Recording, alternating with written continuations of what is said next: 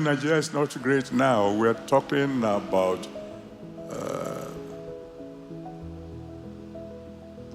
greatness in degrees. Can Nigeria be as great as it once was? That's the question, first question, number one. And the answer, of course, is yes. Even if Nigeria is not going to be reborn, after that prophetess came yesterday, I believe the heavens must be busy doing something quickly. In Luke chapter 1, verse 37, Luke 1, verse 37, the Bible says clearly, with God nothing shall be impossible. Will Nigeria be great again? Oh, surely. I think one of the speakers was speaking. I think it must be my son Paul. There was a time when you are looking for the best of brains, you look towards Nigeria.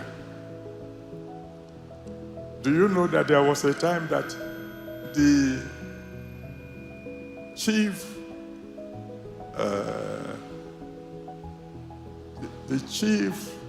judge of an African nation was from Nigeria? They came to beg us to give them a chief judge. When you talk of education, we were tops.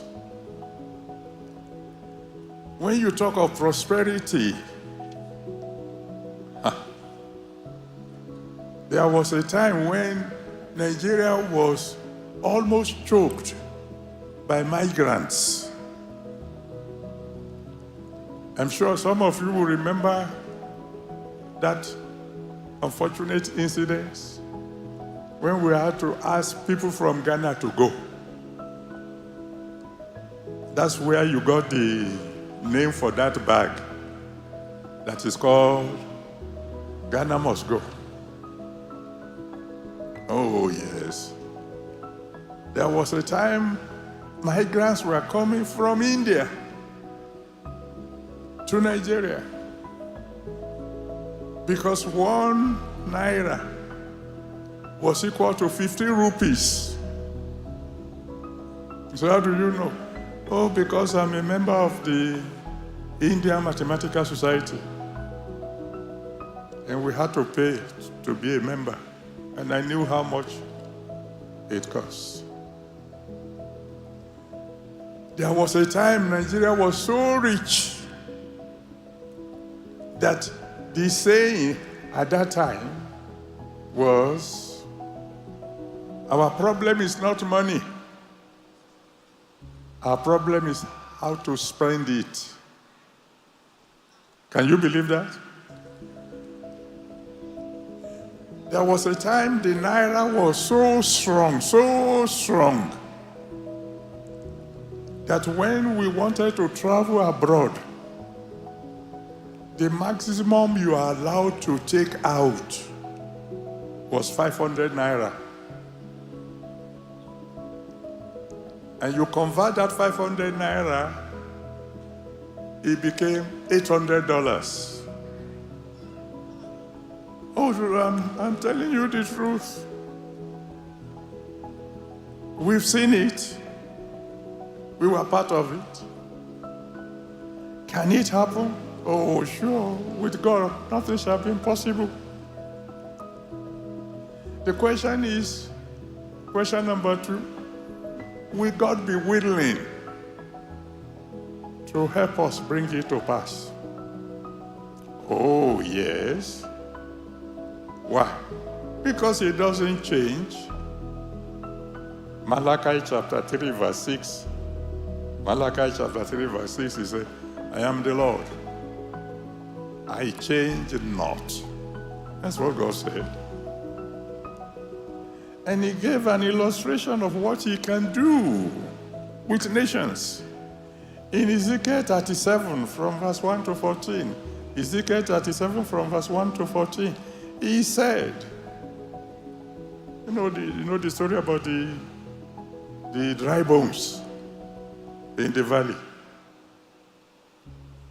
And he told us that story in a very significant manner. He said, not only were the bones dry, lo, they were very dry. Yesterday, our president was talking to us about the resurrection of Lazarus. Lazarus was only dead 4 days. The bones in the valley of dry bones, they were not just bones. They were not just dry bones. The Bible said, lo, they were very dry. And the Bible says that God spoke to the man of God and said, I'm just using that as a parable for you. He said, my people are saying, hey, our hopes are gone. We can't make it anymore. He said, if I can make dry bones live, I can bring out your nation out of the grave. That God is my God. Nigeria shall be great again.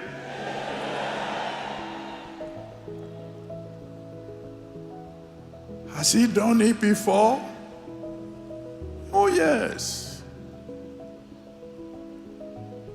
During the reign of President Gawan, that's when we were saying,